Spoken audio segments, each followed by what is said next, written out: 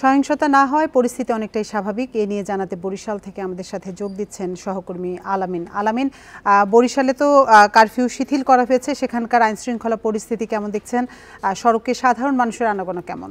এখন জন্ম সনদ দিয়ে খোলো বিকাশ স্টুডেন্ট অ্যাকাউন্ট, নিজের বিকাশ নিজে কর। কারফিউ শিথিল হয়েছে সকাল ৯টায়।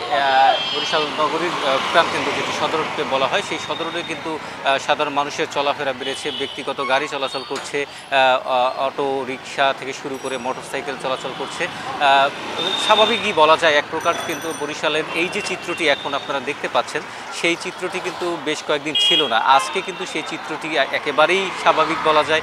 আমরা সকালে বরিশাল নগরীর নতুল্লাবাদ কেন্দ্রীয় যে বাস টার্মিনাল রয়েছে সেখানে গিয়েছিলাম। সেখানে আমরা দেখেছি অভ্যন্তরীণ রুট এবং দূরপাল্লার দুটো রুটই কিন্তু আসলে বাস চলাচল করছে।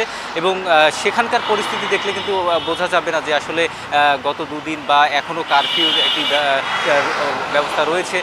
সকাল ৯টা থেকে যেহেতু বিকাল ৬টা পর্যন্ত যেহেতু কারফিউ শিথিল রয়েছে, সেই হিসেবে কিন্তু গাড়ি চলাচল করছে এবং সাধারণ যাত্রীরা কিন্তু আসতে শুরু করেছেন। এবং তারা কিন্তু বেশ কয়েকদিন কিন্তু বিভিন্ন এলাকায় গিয়ে আটকা পড়েছিলেন। যাত্রীরা যারা বেড়াতে এসেছিলেন এবং যারা ছুটিতে এসেছিলেন তারা কিন্তু আসলে আটকা পড়েছিলেন।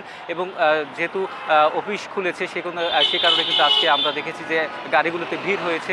এছাড়া কিন্তু আমরা বরিশাল নৌবন্দরে গিয়েছিলাম, সেখানে আমরা দেখেছি যে ছোট যে অভ্যন্তরীণ রুটের যে নৌযানগুলো রয়েছে সেগুলো কিন্তু ছেড়েছে। তবে নৌযানে কিন্তু আমরা দেখেছি যাত্রীর সংখ্যা কিছুটা কম। আমরা কথা বলেছিলাম বরিশালের বাস টার্মিনালে যারা চালক রয়েছেন বা যারা সুপারভাইজার রয়েছেন তাদের সাথে কথা বলেছিলাম। তারা যেটি বলেছেন যে আসলে যেহেতু আস্তে আস্তে যাত্রী চাপ বাড়বে, আজকে সকাল থেকে তারা বেশ কয়েকটি গাড়ি নিয়ে বের হয়েছেন, কোথাও কোনো সমস্যা তাদের হয়নি। এবং আমরা বিভিন্ন অফিস আদালতে গিয়েছিলাম, ব্যাংকে গিয়েছিলাম, আমরা সেখানে দেখেছি যে সাধারণ মানুষের ভিড় বেড়েছে, দীর্ঘ লাইন পড়েছে। সেই লাইনে দাঁড়িয়ে কিন্তু তারা তাদের সেবা নিচ্ছেন। অনেকেই কিন্তু নগদ টাকা উত্তোলন করতে এসেছেন, বিদ্যুৎ বিল জমা দিতে এসেছেন। যে কাজগুলো থমকে গিয়েছিল সেই কাজগুলো কিন্তু ইতিমধ্যে পুনরায় শুরু হয়েছে। এবং সার্বিক যে পরিস্থিতি যেটি বলা যায় বরিশালের, সেক্ষেত্রে আমরা দেখেছি এখনও কিন্তু আইনশৃঙ্খলা বাহিনীর যে সদস্যরা রয়েছে তারা কিন্তু বিভিন্ন মোড়ে মোড়ে অবস্থান নিয়েছেন। এবং যখন কারফিউ আবার শুরু হবে তখন কিন্তু তারা রাস্তায় অবস্থান নেবেন। এবং সকাল থেকে আমরা দেখেছিলাম যে যখন কারফিউ চলছিল তখন কিন্তু